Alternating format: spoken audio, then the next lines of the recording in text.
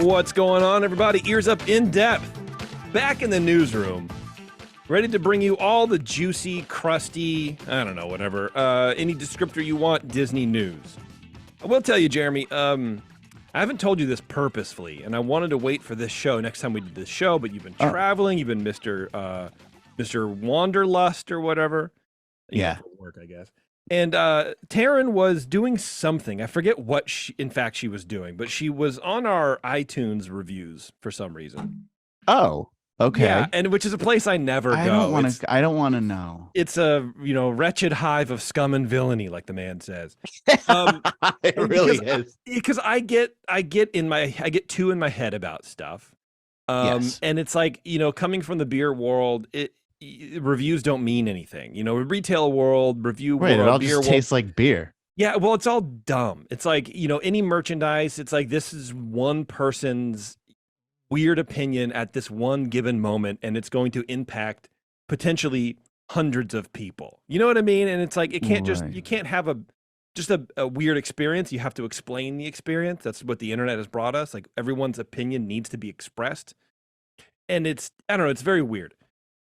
So she was like telling me the other, the reviews or whatever. And I was like, I don't really want to hear it. I really don't. Yeah. I really just don't care. But one stuck out in my head, and I sort of want to make a T-shirt about it. Or at least like a tagline. Where it was like a quick review. I forget even how many stars this guy gave us. But he goes, it has to be referencing this show, even though it was on just like Ears Up, because it's the same thing. He goes, it's just two guys complaining. And I'm like,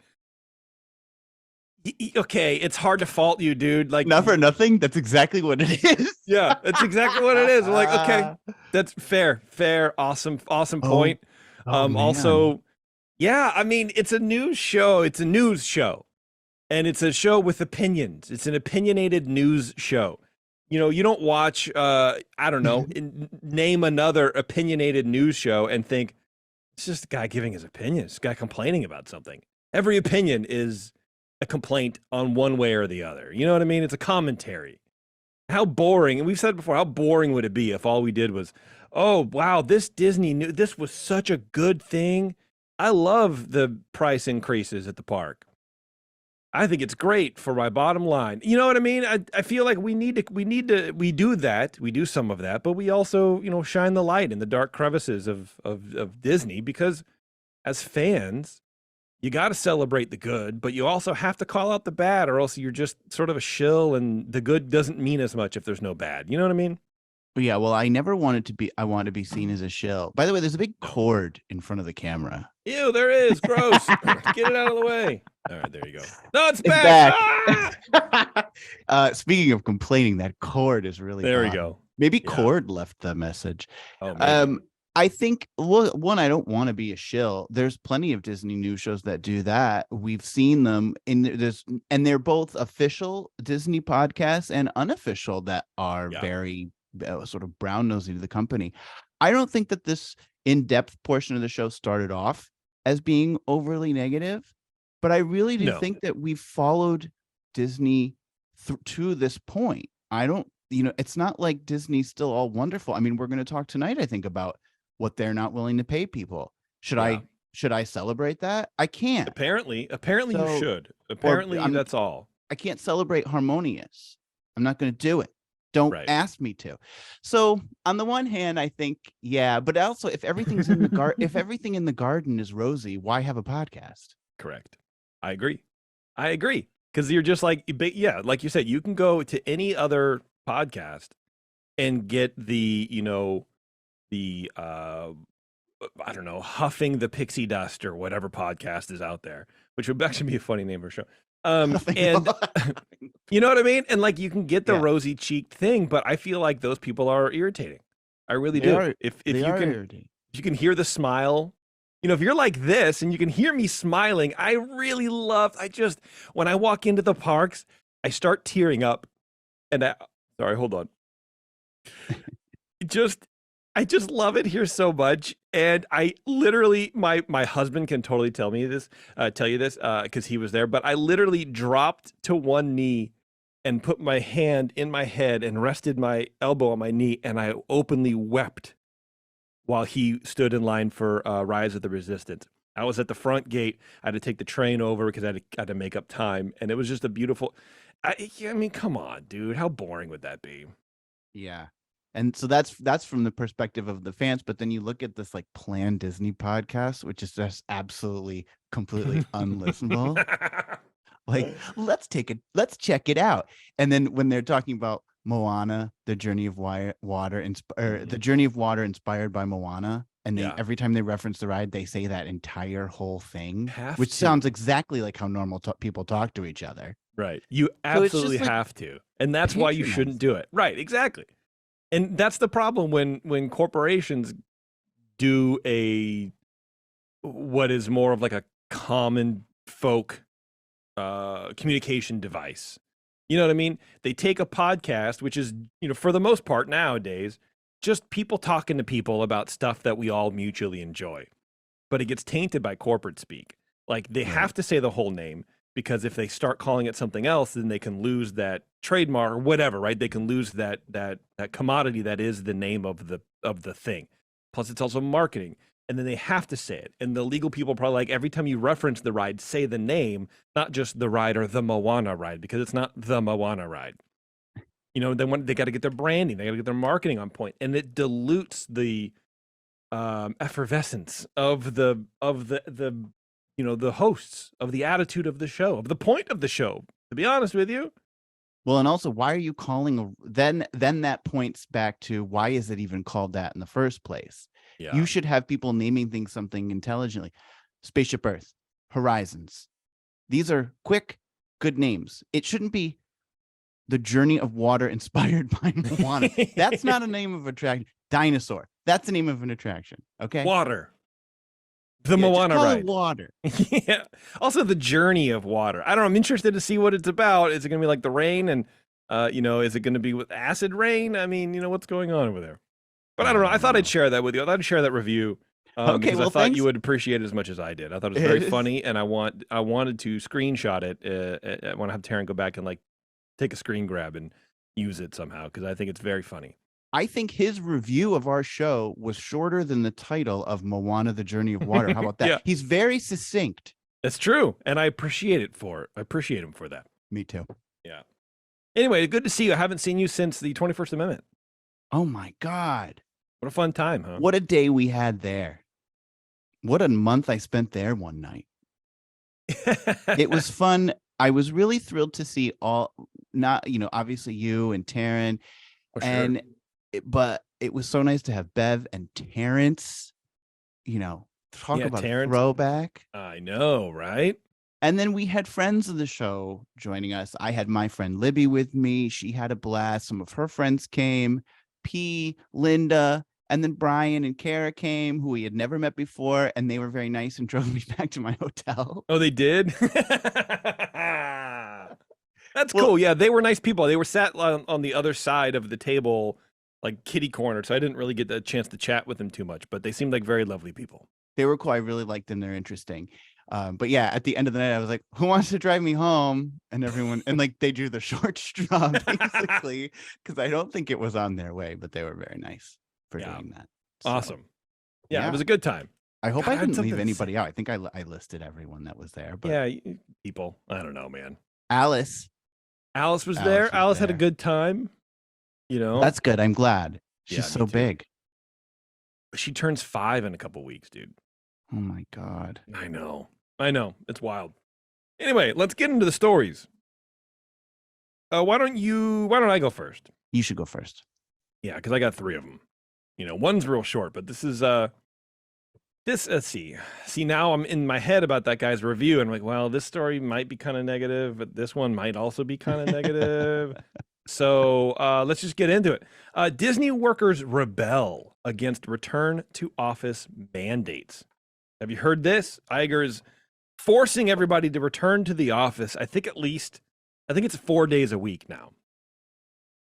Oh, yeah. I saw the headline. I haven't read much into it, so. Well, allow me to tell you. Apparently, Disney employees are pushing back on the company's announcement that it will be returning to 4 days a week of in-person work. More than 2,300 workers, Jeremy, have signed a petition addressed to CEO Bob Iger, urging the executive to abandon the planned return to offices, claiming it is, quote, likely to have unintended consequences that cause long-term harm to the company. Oh. It continues, this policy will slow or even reverse our post-COVID recovery and growth by creating critical resource shortages and causing irreplaceable institutional knowledge loss. Which, why would that be? Because you're in the office, more people are coming in, there's no masks. If you have poor ventilation or not, if you're not cleaning the air, replacing the air, then more people are apt to get COVID and then be out. And so it's just like if someone has the flu, you should stay home.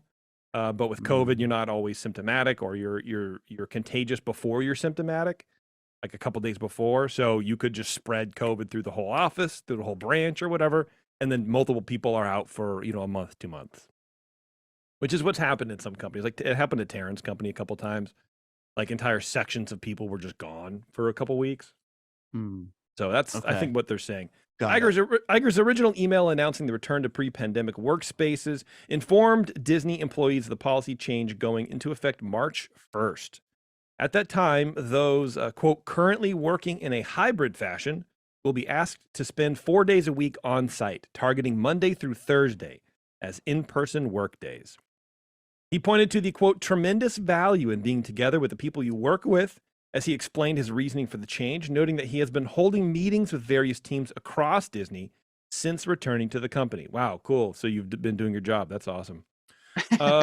As you've heard me say many times, creativity is the heart and soul of who we are and what we do at Disney, Iger said in the email. And in a creative business like ours, nothing can replace the ability to connect, observe, and create with peers that comes from being physically together, nor the opportunity to grow professionally by learning from leaders and mentors. I mean, he has a point. I will give him that. It is easier to be creative face to face. But 4 days a week, I don't know. I don't know about that, man. It's a creative company. It does seem, I mean, how can you do storyboard meetings virtually? It just doesn't have the same, I don't know. There is something about being in person that you can't recreate with the screen. Yeah, and I think the way to go with that is not 4 days, but if you have these kind of meetings, storyboard meeting, come in. If you're going to be brainstorming, come in. You can do a lot of stuff virtually. You can team share a lot of stuff. Everyone really basically draws digitally anyways. So you can share stuff. You can share mock-ups. You can animate stuff. Like you can do a lot of that stuff. And they've also had 3 years to sort of perfect that. I mean, think of all the projects that have come out since the pandemic started. Yeah, none of it's been good. There's a lot that's been good. But I do think there's meetings, yes, but there is something to, and I love working from home, but I don't go in 4 days a week. I go in 2 to 3. But there is something outside of meetings also that happens. The run-in at the refrigerator that you have when you have a chat. You bump into someone in the elevator. What are you working on? And then it leads to things. You can't always plan some of that stuff that happens when you're walking around the office and visiting and chatting. So I agree. I definitely agree. I think it's a balance, and right. If I'm honest, I mean, it sounds like he's spoken to people, and I don't think he would make this decision if the heads of the departments and the teams didn't say, hey, we are lacking some of this stuff.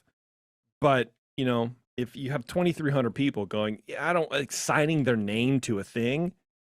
I don't know. I think you should rethink that, but I don't know.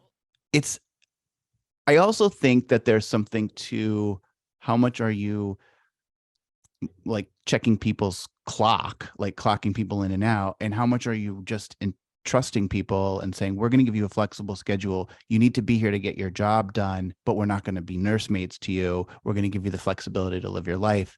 And I think companies who do that are better off rather than saying it's got to be 4 days and you left at 5 and we here, like that's the kind of thing. Because then it shows that you don't have a trust in your people.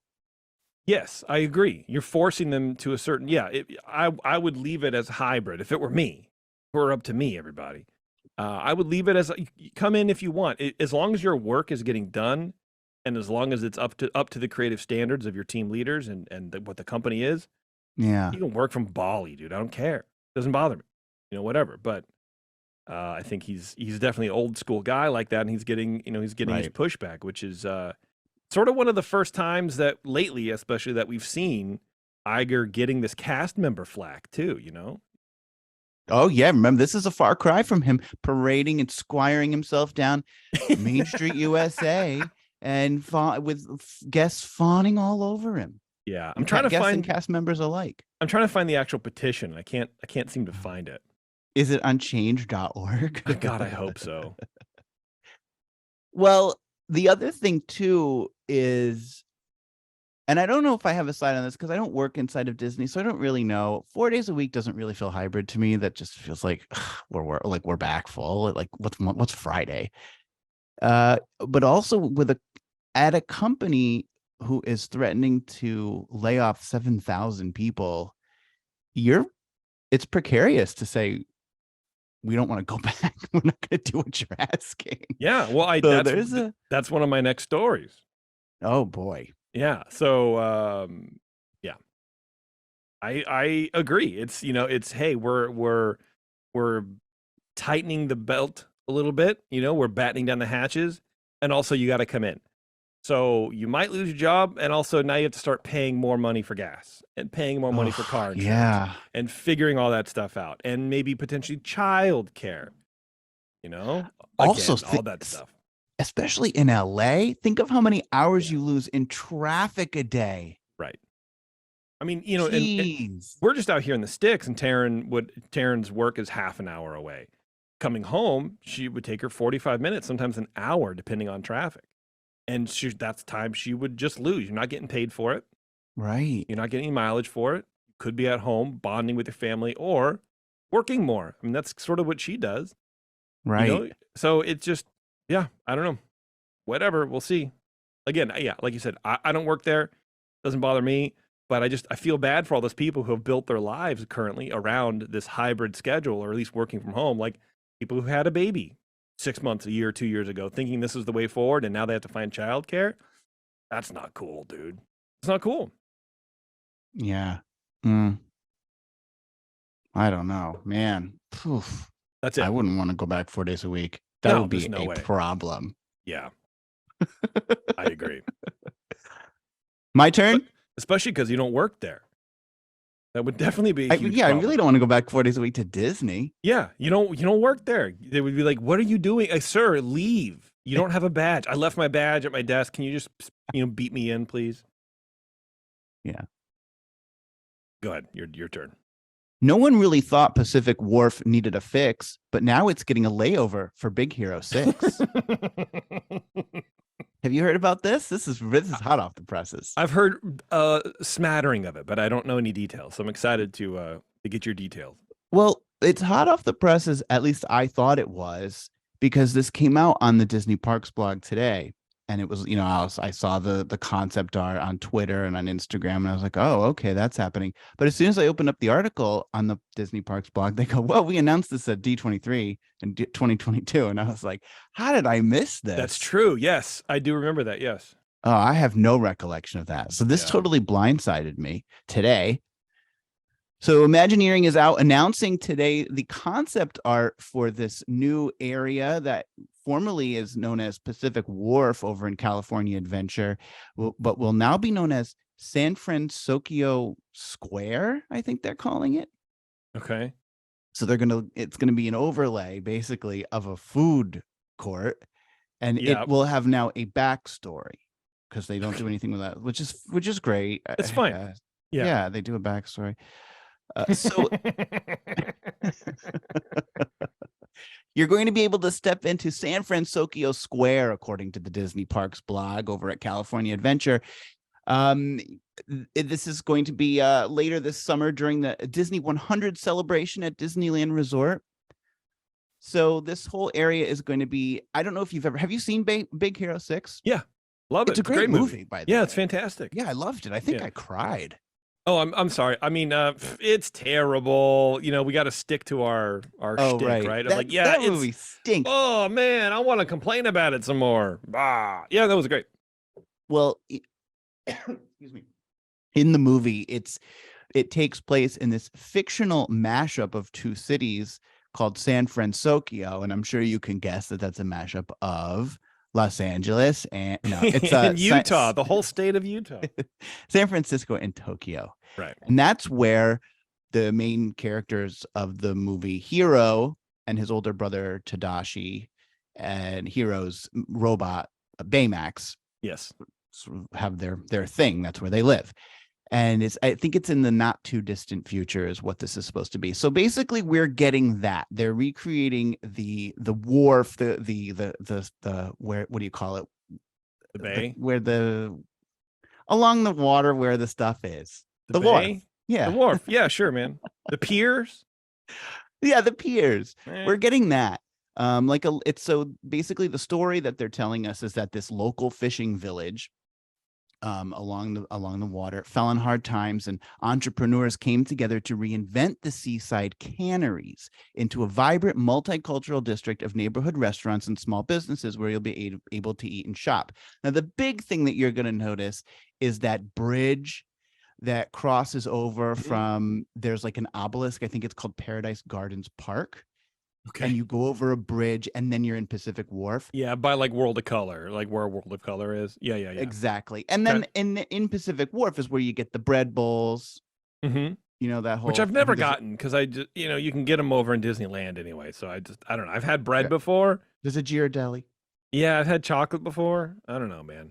Okay. Well, so that's this area. The big thing that you're going to notice, that bridge that goes over there is going to be the San Francisco Gate Bridge, which basically looks like the Golden Gate Bridge, but with sort of like Japanese Tory accents. So it's recognizable, but you can tell that it's all right. It's got a bit of a Japanese twist to it. So that's what they're installing currently. You think they're going to reuse the Golden Gate Bridge they had over the entrance of DCA years ago, those many years ago? No, I think they're building this from scratch, but man, what a dumb thing to remove. That was so cool. Yeah, I know, it was great. It looked awesome. It looked very awesome. cool. Although I do like the sort of retro come on. Carthay Circle area. No, well that like 1920s, 30s. Buena Vista Street. No, the style. Art Deco? Yeah, Art Deco. Yeah, that Art Deco thing that they got going. I love an Art Deco thing. Yeah.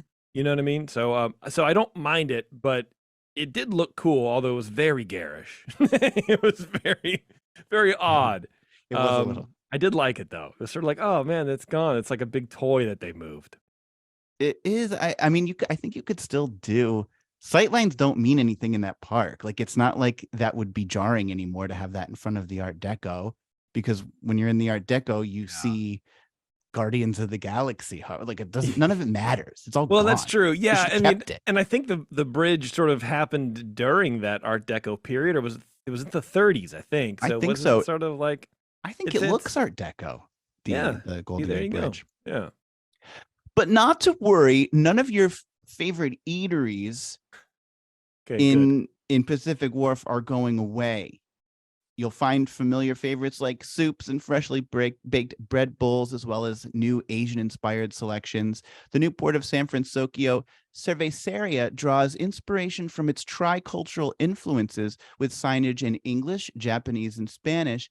Outside will be a fun and inviting beer garden decorated with lights. I love lights. You had me at lights, man. And papel picado. Papel picado is that Mexican art form of the different colored like tissue paper with cuttings that like. Oh yeah, like snowflakes. Yeah. Yeah, similar to that. Yeah. So they're having it's a beer garden. So are they getting rid of the Karl Strauss truck?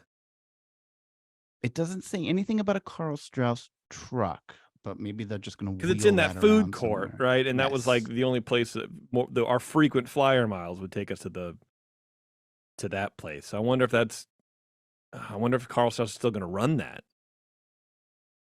I don't know. I don't know Looking where the forward to Carl it. Strauss beer truck is. I can't picture that. It's at the, okay, so if you're in the food court and you sort of go through it towards Cars Land, there's that entrance to Cars Land through the back. So you're walking Yes. and Flows is on your left and Yeah. Radiator Springs Racers is on your right hand side.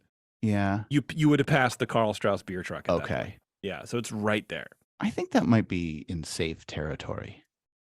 But I mean, that and a beer garden? Well, I don't. I think this is just a place to drink from the Cerveceria. Oh, okay. Brian in the chat saying the truck will be gone, but I don't know how he knows. I mean, what does he know? You know what I mean? Brian. Would you really Bob Iger and you know everything? How does he know? I mean, if that's true, that's great. Thank you, Brian, for adding to the story here. I mean, we appreciate that. When RGH pipes up and he says, basically where the truck is will be the Baymax meet and greet. Why don't these two just have a podcast? I know. Well, why don't we do more research? Well, Well, not everyone's happy about this change. And I'm not just talking about me. Us. Okay. Yeah. All right. I don't actually really care. I mean, I guess it's kind of neat looking, and I'm always for neat looking. But outspoken former Imagineer of 33 years, Jim Shull, posted his thoughts on Twitter today. Quote, why? What problem does this change fix? Is this the entry to a major attraction?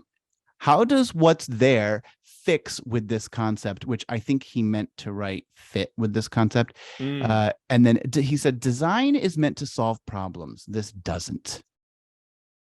Which is kind of true. Like, I guess you're theming an area, but it already had a theme, and you're doing Baymax and Big Hero 6, but you're not putting an attraction in there. So, okay, thanks. What are we doing? Why are you spending money on this when you can't afford to pay your people and you're laying people off? Like, I get it if you want to make investments, but maybe leave well enough alone and address the real problems, which is you aren't going to have people working these theme parks if they go on strike soon. So great. Well, you already have a labor shortage to begin with. I mean, you're hiring people on the spot at hiring, fairs or whatever. Right. So who's going to staff this? No one's not going to Pacific Wharf because it doesn't have good enough theming. And that's not like, oh, now we'll go to these same restaurants because we get to walk over the San Francisco Gate Bridge. So I just feel like it's a bit like superfluous. Like it just seems frivolous to me to have this. It is. It's like it was slated in the budget a couple years ago and it's already approved and planned. And so they're like, well, okay, now it's time to do this. And they're doing it because they're told that it's the next thing on the list. Well, it doesn't need to be changed. That area, it's not like dynamically themed, but I kind of liked it in some way. It was sort of boring. It did seem like a pier wharf in the city to begin, like Pier 39 or something like that, with some of the colors and just, I don't know. It's always full of people. There's always tons of people going there. Yeah, I mean, I agree. And then also you're closing it down for an undetermined amount of time to make all these changes. So it's yet another place you're not gonna be able to go. And I just doesn't scream necessity to me. Well, and also wasn't there, not that this will have the budget that did, but wasn't there an attraction that was slated for Avengers Campus? They built a whole building for it that never opened. Yeah, I think so. I don't know if they built the building for it, but I think that they had planned another attraction there, and then that hasn't come through yet. So I don't know, if you do have the extra scratch, how about do that? Like, why are we just adding decor to bridges? Yeah. Well, Terrence was like swearing that what was going to happen is they were going to take out Hollywood Studios area and put a big Marvel roller coaster there. He was like betting his life on it. He's been doing it for like 5 years. I'm like, it's never going to happen. It will never happen. Where did he hear that from? Probably someone that works there that goes, well, we have this project, and it's like they have so many projects, they have so many things in the fires, trying to design this, that, and the other thing. Doesn't mean it's going to happen. So I'm still waiting. Well, still waiting for it. But no, we're gonna get a Golden Gate Bridge. Yeah. Well, I say put that money into paying the people who need it, which are the cast members, so that when we go to these places like Pacific Wharf, the cast members aren't miserable. That would be nice. A wage. Right. Well, and like Disney is killing it at the box office. And I know they're different industries or whatever, but Actually, I should probably bring it up at the break. As a Disney stockholder, the we can vote every year and like, electing people to the board or whatever, right? And in there they have disclosures. They give you a PDF of like all what's going on with the company, how healthy it is, what they're making, whatever. And the parks are up like over 100% over last year. Yeah. They're just raking in the dough. But, not for nothing. No one else is seeing that money. Well, how about we bring back an electrical parade? Don't give me a bridge. Hey, I got a bridge to sell you. I want an electrical parade. That's what I want. It's a bridge to nowhere. Yeah. That's it. That's it. All right. Well, you know what, Jeremy? Let's take a quick break. Okay. And we'll come back and we'll do some more news stories. So hang on, everybody. It's Ears Up in depth. We'll be right back. In depth, reporting Disney news that's probably not made up. All right. Thanks for hanging on, everybody. Yeah. All right. We are, let's get this other story here in front of my face. In front of my face. We've been talking a little bit about the Reedy Creek fight that Ron DeSantis and the Disney company have been having for the past, I don't know, year or something like that. Year, I would say, yeah. Yeah, where DeSantis wants to strip them. And he made a lot of big blustery speeches about how Disney was going to pay. And they were going to, no longer will they, run roughshod over the state. And they will have to follow the, whatever, right? Right. Well, apparently that has happened now. DeSantis has signed the bill. The bill has passed both houses of the Florida legislature this week. And apparently Disney will not fight it. They will not fight this bill, which establishes a new district to assume the powers held by the Reedy Creek Improvement District, which Disney has controlled since 1967. The new entity is called the Central Florida Tourism Oversight District, which is awesome. Wow, what a cool name. Such an awesome name. You inspired got by Moana. Inspired by the woke mind virus. It's like, Reedy Creek is sort of innocuous and, it sort of makes it, I don't know, seem cool. But the Central Florida Tourism, I'm like falling asleep reading it. You know what I mean? Like, oh, well, this has to pass the Central Florida Tourism Oversight Board. Oh, huh? Yeah, sorry. It's a CFTOB. Yeah, the CFTOB will be run by a 5-member board, every one of whom will be appointed by DeSantis and then confirmed by the state Senate. So not only are you just sort of like, putting your fingers in the pie for no reason, right? Just to be a thorn in someone's side, right? But now you have the state Senate taking their time away from, legislation, running the state to approve board members that oversees Reedy Creek District for Disney World. It seems like such a step down if you're an elected government official. I don't know. It's like, cool. Now I got to sit here and do this. Like, awesome. That sounds great. I mean, that doesn't bother me that much because it was Disney appointed. Yeah, but I don't. But and at least now they're being appointed by people who have to answer to the public in elections. Yeah, well, I mean, loosely answer. I mean, yes, I guess to a certain extent, but what are people really going to know about the inner workings of the new management district that they didn't know about the Reedy Creek? You know what I mean? I don't think it's going to be as public facing as it seems. I don't think that the locals are going to be like, well, I don't know. I've been happy with Reedy Creek, but now I have someone to complain to. I need, you know what I mean? I don't think that it's providing an avenue that people are going to use. I don't think anyone's going to complain to their legislature about what is happening in Reedy Creek. And they go, finally, I have someone to talk to about this thing I don't like. I mean, that's the whole part. That's the whole thing of our government. You don't have companies running swaths of the state. These are people who will be put on that board by people who face election. That's important, I think. Yeah, I mean, I see what you're saying. I see the drive behind your statement. Apparently, one of the rules is none of them are going to have ties to the theme park industry. Like, but why not? I think they should. They should know how to run a theme park. Because if Disney comes to them and say, "Hey, we need clearance to do this, they should probably know within the broad strokes of how it's going to benefit the tourism industry in that state. Maybe not. I don't know. I don't know. Well, I'm trying to think like what would be comparable to that. So would you want maybe yes, you probably like if you have people who work for the FDA, you probably want people who have experience with food and drug. Right. Not I would want right? at least so a doctor. Yeah. To deal with the FDA. Yeah, at least. Right. But maybe you don't want someone who worked for Pfizer.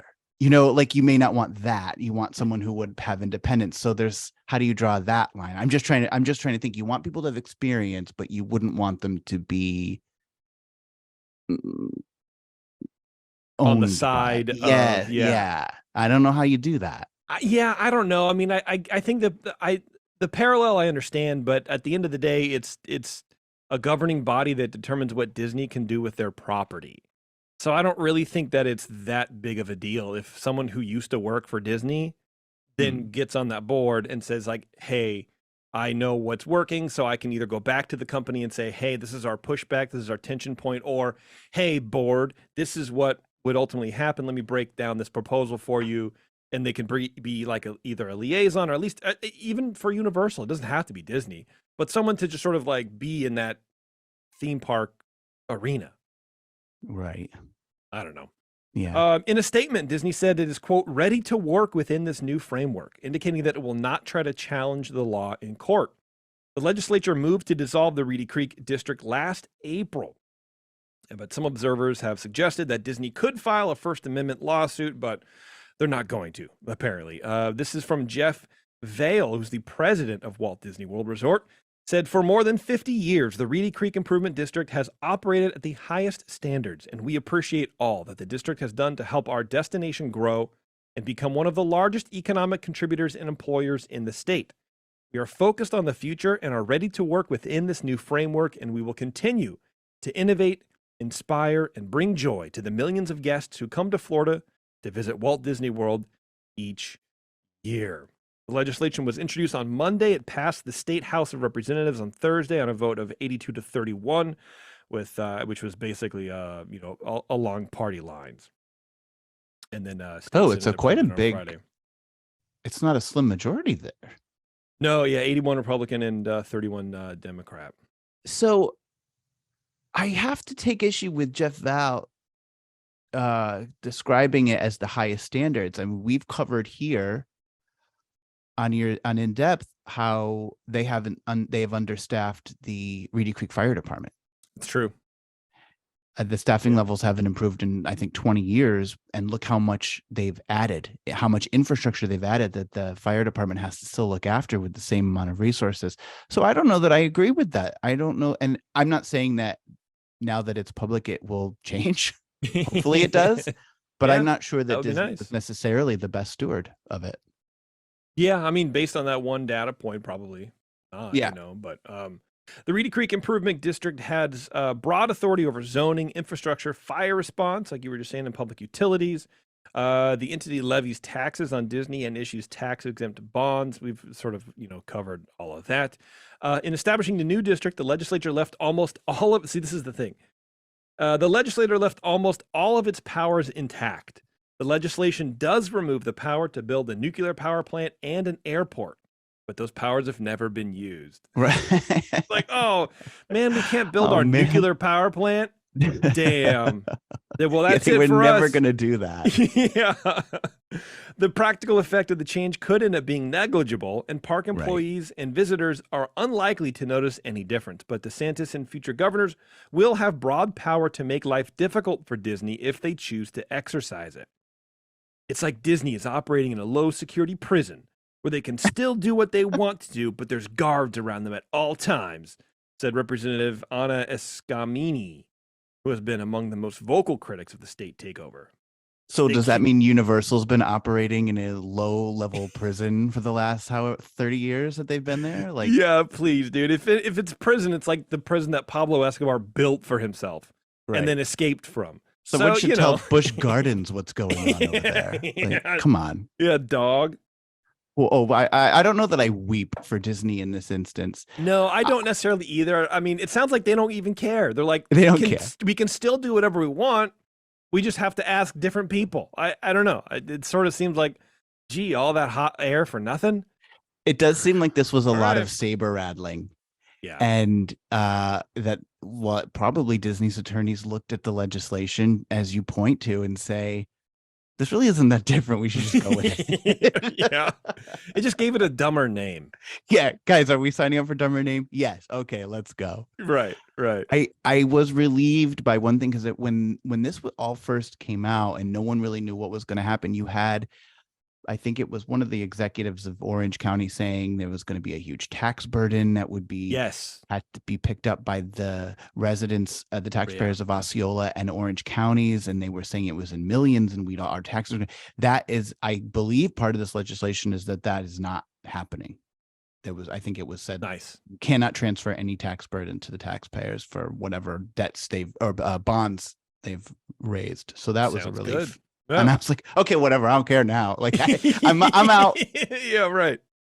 So there you go, Jeremy. That's it. That's what I got.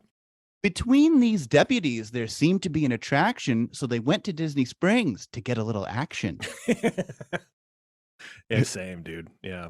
This is from local Florida news station WESH 2. Oh, thank God for WESH 2, by the way. They got me through that hurricane. WESH 2. Yeah, WESH 2. Ah, okay. All right. I thought you were speaking some, I don't know, some like Tagalog, or I don't know. It just sounded like a totally different language. No, well, you know how over here, like you guys have KTLA, like yours begin with K, ours begin with W. I think that's split in the Mississippi, right? If you're on the east of the Mississippi, your radio stations begin with a W. I guess. The only thing I'm familiar with is WKRP in Cincinnati. Right. So, you know. Is that on this side of the Mississippi?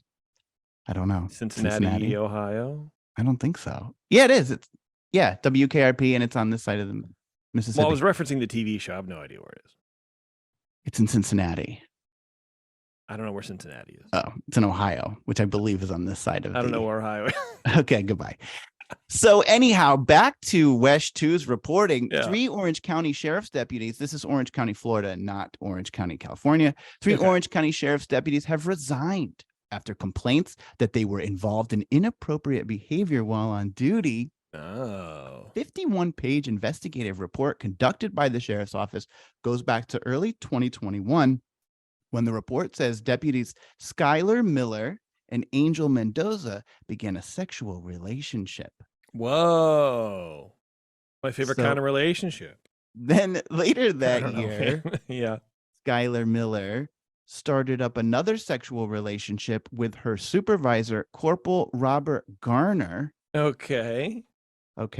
Now, Skylar Miller believes that her former lover, Angel Mendoza, made complaints to a tip line after their relationship ended on bad terms, and Skylar moved on to have relations with the corporal. This is what's all alleged in this report.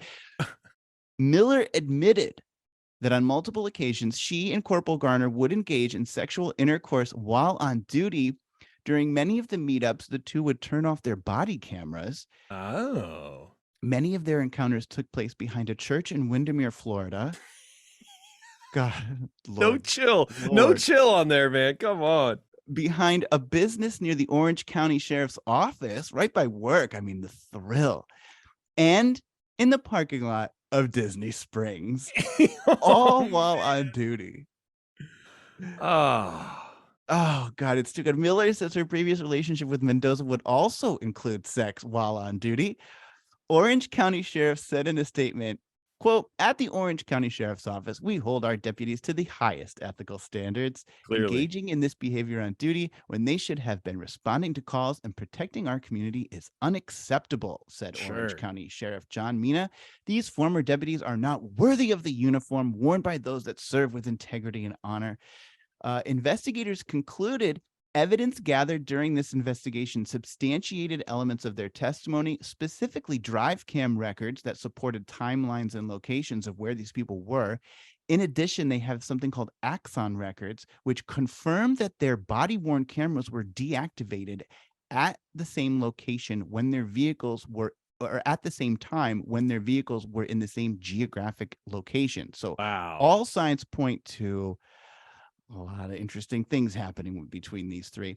All three deputies involved resigned during an investigation that would have resulted in their termination. And since they resigned, it precludes the possibility for an appeal. So things are getting hot in Florida.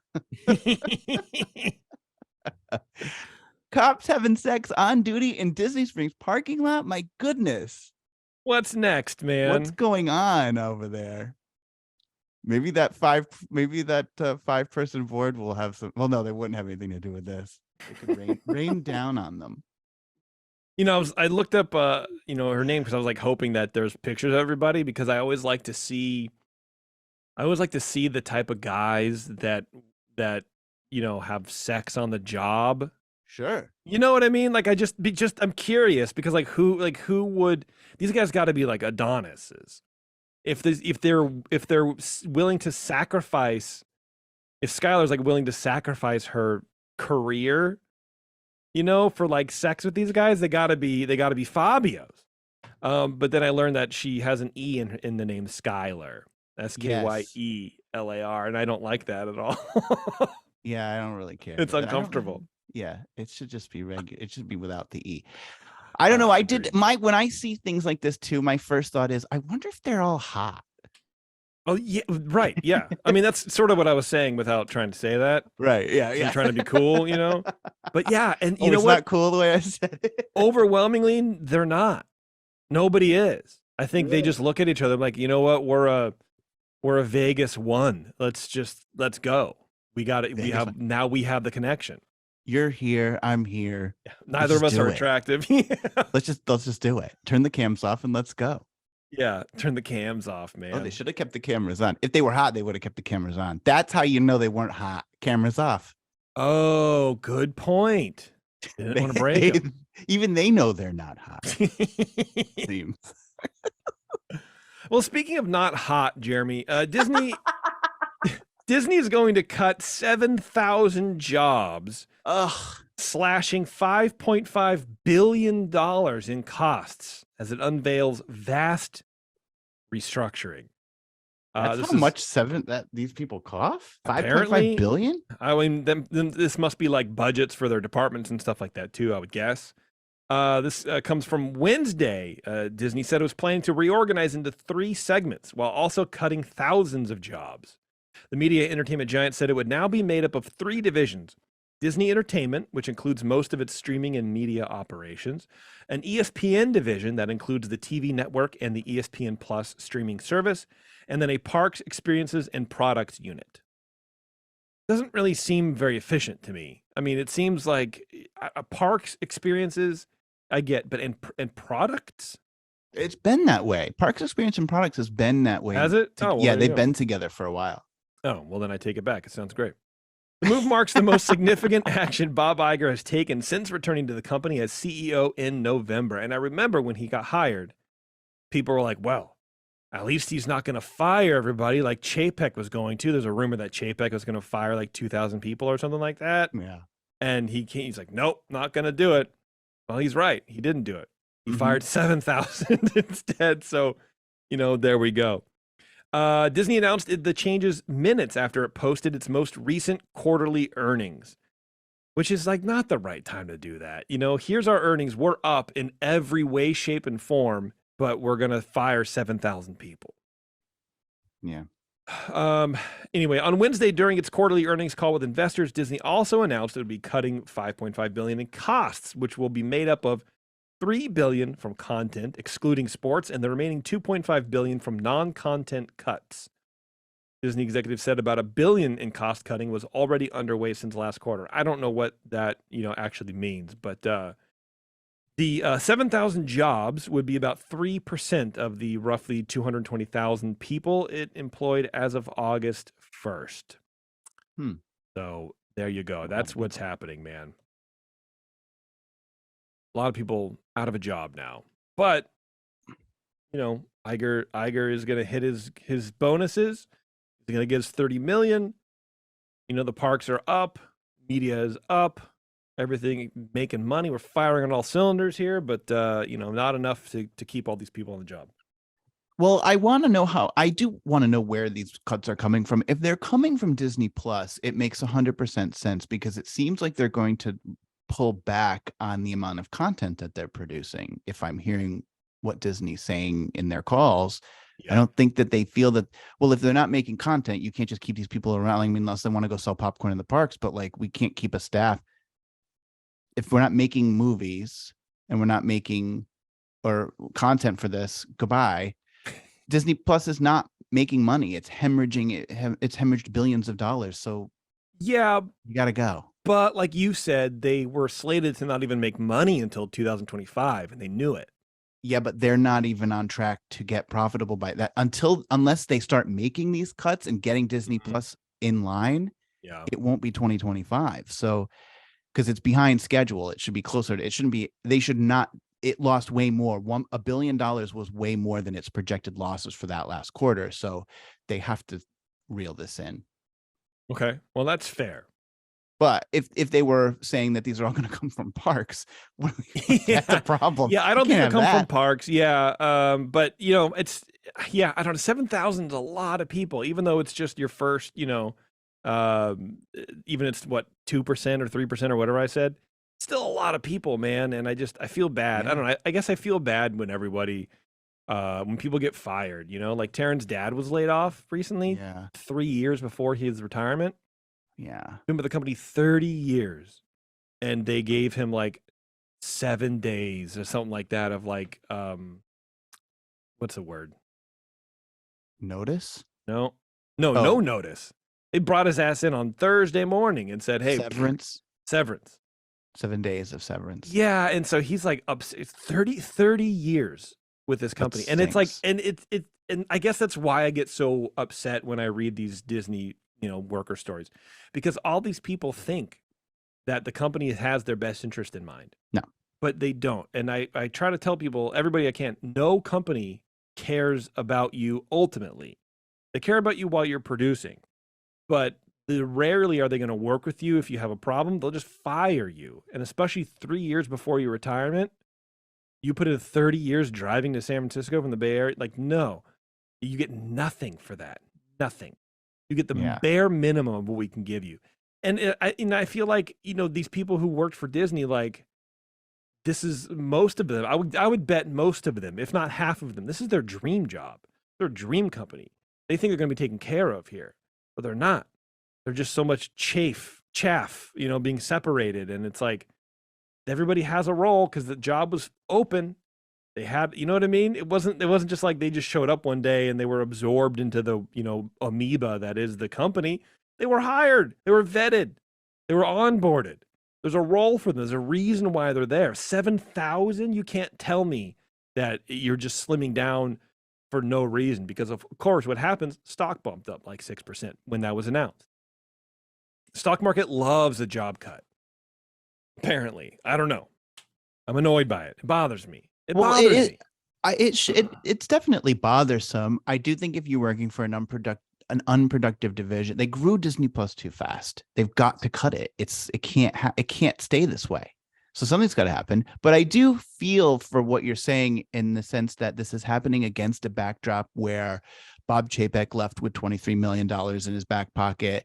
This guy who we just talked about, Jeff Morrell, worked there for 8 months and made $100,000, what ultimately netted out to $100,000 a day during his time there. So it's definitely hard to see those. Galaxy's Edge cost $1 billion. They spent $70 billion on Fox. It's hard to see all of those things together at the same time as you're laying off 7,000 people. It's like, I understand that Disney Plus needs to make money and you need to trim the fat, but where was the fat when you were spending $70 billion on Fox? Like, what? I don't get. So there is my, and it's because this is only to say $5 billion according to what you just said. So that's a fraction of what Fox cost. So I definitely think that it's a bad look for Disney.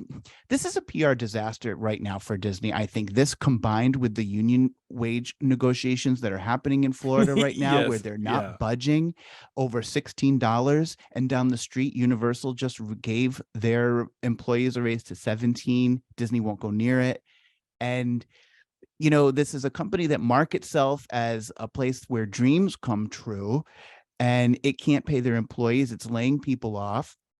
But by the way, yeah, just to switch gears to Florida for a second, if the union strikes, it's a worse PR disaster for Disney, because you have all these people who spent all this money, $800, on a hotel that you've de-themed, and you've only recently just brought back cleaning services to, and now they're not going to have all the people are striking. You're not going to have people waiting on them. You're not going to have people in the parks serving them. It's going to be a terrible experience. That will be a PR disaster if this strike happens in Florida. They have got to get a hold of this.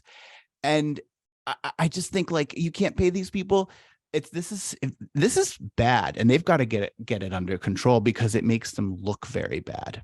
And they can't afford it. They just came out. Yeah. I'll finish after this. They just came out with the Super Bowl commercial honoring Disney's 100th, and the message was honoring our storytellers and our magic makers. What did he say? Dude. Bob Iger was on Twitter the other day. He said, "We thank our magic makers." Really? No, you don't. Right. That commercial was awful. It was terrible. It was like thrown together. It was very, very odd. I didn't like it. It was uncomfortable. There was no common thread. Usually Disney commercials are better than that. Well, here's the thing. It's honoring the legacy of the company, and half the content in the commercial was just properties by studios they've acquired. Right. So apparently Iger, in the same breath, announcing these $7,000 job cuts, or 7,000 job cuts, he said that he wants to reinstate the shareholder dividends. Okay. So there's money somewhere. But again, and I understand. I don't want to get too much into it, because I complain about it all the time. I understand that the company's beholden to the shareholders. I get it. As a shareholder of 10.6 shares of Disney stock, you bought 0.6. that I bought. Well, no, because I just put the dividends back and just rolled it into the. You know what I mean? But like 10 years ago. I don't care about it. I don't know, man. I want to invest in a company that takes care of its employees, not rewards me for investing in them at the cost of the employees. So apparently, 50% of the cost savings are going to come from marketing expenses, 30% from labor savings. So of that 5.5 billion, 30% sounds like that's what that 7,000 jobs is. So why not just cut the marketing, and then 20% cost savings would come from less spending on technology, procurement, and other expenses. Meanwhile, didn't he just buy a frigging company or buy out shares or something like that? I don't know. It doesn't make any sense. Apparently Disney Plus only lost 1% of its subscribers, down to 62 million from 164. So they lost 2 million subscribers, and then ESPN and Hulu have gained 2%. So they're not doing terribly from the streaming standpoint. So I don't know what's going on. The costs are outweighing what they're making. They lost subscribers, but they lost it because of Hotstar. Hotstar lost its exclusive rights to cover the whatever the Cricket Indian League, Premier. I think, right? Yeah. So they can't have that. So everybody dropped Hotstar in India, which is basically what I guess Disney Plus in India. But Sure, I guess subscriptions in the US, as you just said, did rise, but not significant. Not a lot. Yeah. I don't know. We'll see, man. We'll see. I think it's hard because you have launched Disney Plus, and then you have the pandemic, and then so a lot of people are like, well, let's just sign up, and now people don't need it anymore. And so I think they grew too fast because the numbers were growing. And so maybe they did that. But, I don't know. I think there's I don't know. I mean, in a perfect world, dude, everyone would be fine. Everyone would have a job. Everyone would have, healthcare, and we'd all be happy. I'm not sure that this streaming model is going to work. I think there's a bubble coming. It's not a model that works. I don't think it will work for Disney long term. I mean, their parks are where they're making their money, and that's where they should be focusing on. The streaming thing I always looked at as just a piece of cake, frosting, right? It's like it's just a treat. You put all the stuff and you want to watch a thing, whatever. I never dreamed that they would be putting so much brand new content on this service.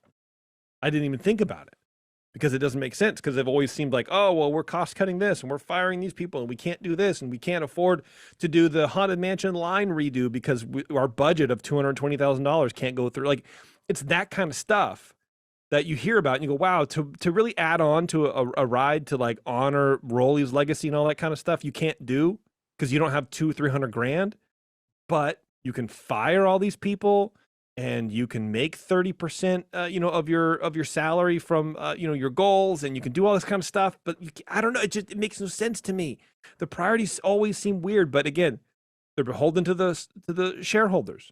Anything to please the shareholders, anything to please the stock market instead of the fans. The fans don't matter. You and I do not matter to the company. What matters is who's investing, how many shares do people have, and how favorable is that stock being traded on the market. That's all. That's all that matters. It matters in terms of how much we spend with them. But that's never going to change. It's always going up. No matter how much badwill that company generates, people are always going to go. They will. It will always happen. It does feel like what you said makes me think of when Disney used to use television to hype up the parks, and Right. now it's like they use the parks to hype up whatever they're doing on Disney Plus. Which I get. I get that synergy. You have to. I don't get it. I hate it. I don't like it. I get it. I get it.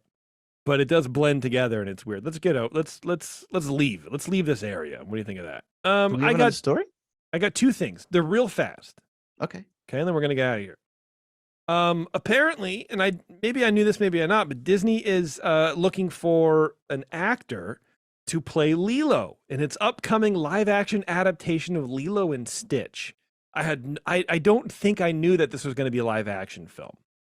I didn't know this officially, but I mean, we're getting to the bottom of what else they can remake. So I guess, but like Lilo and Stitch seems like, after what was the last live action one? Beauty and the Beast. I know they're doing Lady and the Tramp. That's probably coming out Pinocchio. this year, I guess. Pinocchio, yeah. Pinocchio, then Lilo and Stitch. That seems like they would have redone Hercules before Lilo and Stitch. And nobody talks about Lilo and Stitch. Nobody references them. I don't know, man. It's weird. Seems weird. But according to a casting call first shared in November of 2022, Disney is looking for a, quote, precocious native Hawaiian girl who loves hula, surfing, and wildlife between the ages of 6 and 8 for lead character Lilo. The actor must also have a, quote, special affinity for all things gross, which I imagine is part of Lilo's character in the movie. Yeah, I have no idea. Whatever. The casting call also reveals that two new characters, Tutu and Mrs. Kikoa, will be introduced in the upcoming film. Mrs. Kikoa will be replacing former CIA agent turned social worker Cobra Bubble. I know the words I just read. Like, I understand, I comprehended them, but the meaning is lost of me. No, it's all gibberish. Yeah, it's weird. Anyway. Apparently, people are still looking. The Walt Disney Studios is still looking for to cast Lilo. So if you are or know someone who is a native Hawaiian girl who is precocious, loves hula, surfing, and wildlife, this might be the role for you. There you go. Okay. Sounds good. Lilo and Stitch coming to theaters again. Once more. And then last, but certainly not least, Jeremy, I'm going to share this on my screen with you. I'm going to share my screen here. Okay. So, this part, This is always fun.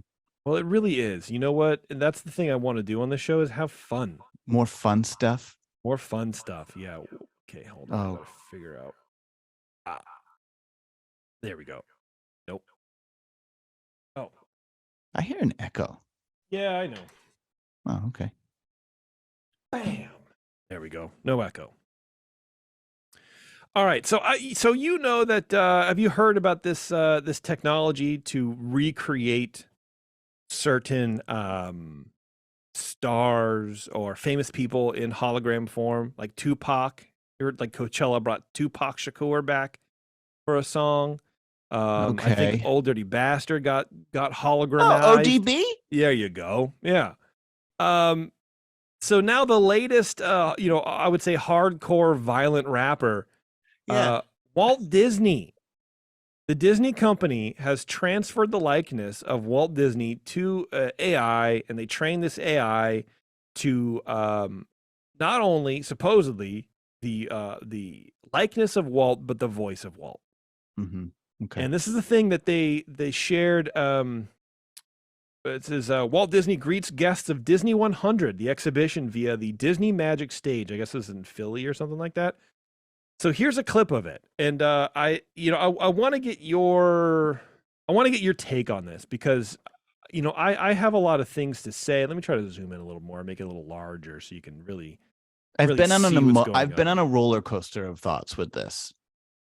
Have you seen it though? I saw it very briefly. I've only Okay. seen like a clip. I couldn't get it to like center on my phone, and I was like, I don't care. All right, well here we go. Here it is. Ready? Let's go.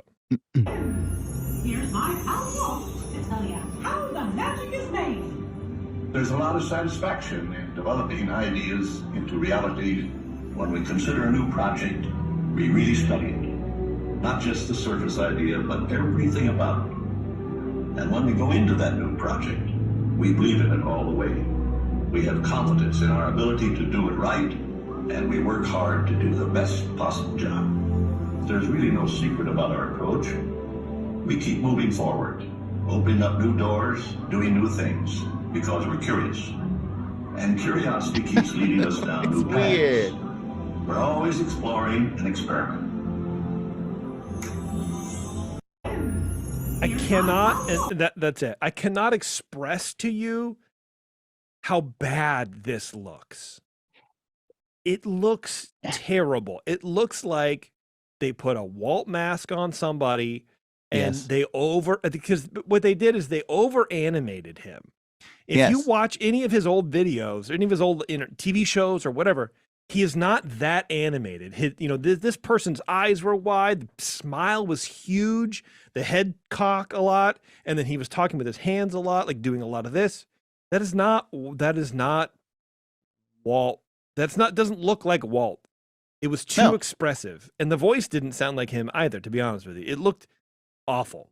The voice was closer, in my opinion, to Walt than the visual. Walt didn't flail his hands around like a millennial giving a presentation at work. This is ridiculous. It doesn't look convincing at all. And I don't know if it was just the way wherever you got this video is, but the lips weren't synced to the video, or the music sound wasn't synced to the man either. That could have been because I'm sharing it over over my Wi-Fi or whatever. But I encourage everybody to go find it. I don't know. Maybe I'm wrong, but the AI space is not ready for this. And even if it was, let's just pretend that it's perfect, right? Yeah. Let's pretend that I'm not just complaining about it. Yeah. I don't like the idea of bringing Walt back and putting words in his mouth. I don't like that idea. Not because I particularly hold Walt on this pedestal of being a super genius and a creative mastermind and a whatever, right? He was a man who got incredibly lucky several times over his life and almost went bankrupt just as many times. Like he's not a genius. He's a lucky guy who caught a lot of breaks. That's just my opinion. But okay, I disagree with it, but that's fine.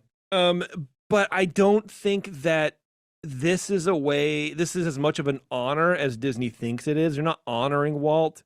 You're not, I don't know, man. You're more Weekend at Bernie's-ing him.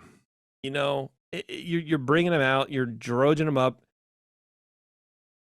I guess I can't finish the thought because I don't necessarily know why I don't like it. It's just uncomfortable to me. And maybe it's because it doesn't look like him.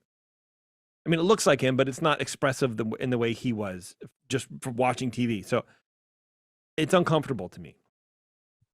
I agree. I also feel uncomfortable watching it. One, it just feels icky. I think like he's not a cartoon character. Yes. He's a dead man. That's it. Yes. And like, I just feel like at some point, and this is from my perspective, Yeah. he still has family who are alive. Yeah, right. And like, that seems kind of dirty and icky. So I don't necessarily love it from that standpoint. Yeah. And also, I think that Disney should be known for doing things really, really well. This isn't done well. So not only does it feel a little icky from the fact that you're like recreating a dead man whose family's still alive, but you're also not doing it well. So don't do it. Don't release something that's half baked. The other side of me says Walt would have done it. Do you think? We know because he did it with Mr. Lincoln. Walt recreated dead people. Yeah, but Lincoln and Walt are not the same. They're not the same person, but the concept of this is there. Walt used the technology of the day to recreate a man who, for what? No two people are the same. So then you could say that's no. You could make that no one could ever do it again. But Walt did this idea. He used today's technology to recreate someone who is dead. Mm-hmm. I do think that what he did do, though, is he used that person's actual words. Like he used speeches that Lincoln gave and recreated the speeches. So there was a solemnity to it. He mixed them up. Lincoln never said all those words together at once, but he did take snippets of different speeches and put it together in a nice show. This feels more like a caricature. It feels more like a gimmick rather than a tribute. Yeah, I guess that's what I mean by Weekend at Bernie's. Like it's very much like a look what we did with our pal. Yeah, I mean, you put it better than I did, but yeah, it just feels weird. And I maybe if it looked better, if it was a little more chill, like this guy did not look like any version of Walt I've ever seen in my entire life. Weird. The other thing is, I will say is that when Walt did this, he did it with a character who we couldn't make comparisons to. We don't have recordings of Lincoln. We only have photographs. So but we have video of Walt. So it's pretty easy for us to say this looks nothing like him. I mean, Tom Hanks was more convincing than that thing. Yeah, exactly. Why is I don't open it?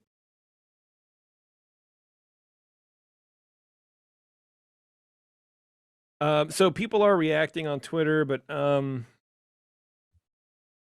this is Sean Nyberg. I know you've mentioned him before. Yeah. He says, this is incredible. Is it slightly off? Of course, it's a homage presented through tech and art, just like the Lincoln animatronic. Look at you. Oh, you have something in common with this man. Impossible to be a perfect replica, but definitely a perfect homage that Walt Disney himself would have found mind-blowing. Mind-blowing, yes. Good? No. I don't think so. Others felt similarly, with one person noting that Disney, quote, would be hyped to see this since he was such a big futuristic tech nerd. Well, yeah, of course. He would also be hyped to find a friggin' butane lighter. You know what I mean? Like, you take someone from the 50s and 60s, put them in now, they're going to be hype about ring lights, about doorbell cameras. You know what I mean? Like, yeah, of course. But it doesn't mean that it's good, right? I don't know. As with previous attempts to memorialize late stars like Whitney Houston and Tupac Shakur with holograms, some Disney fans were less than impressed. Someone says, I hope they add him to the Haunted Mansion when the exhibit is over. Oh my God. Having grown up with a lot of videos of Walt talking, it's like 80% of the way there, but it's too clean and robotic to be sensed as anything but uncanny. He was an excellent speaker, but this makes him a little too animated. Yes, there you go. More so than some of his IPs he worked on. Another person wrote, something about Walt Disney in high def makes me feel weird. And then someone says, I would rather have had Tom Hanks play Walt Disney again over this. The hair looks awful.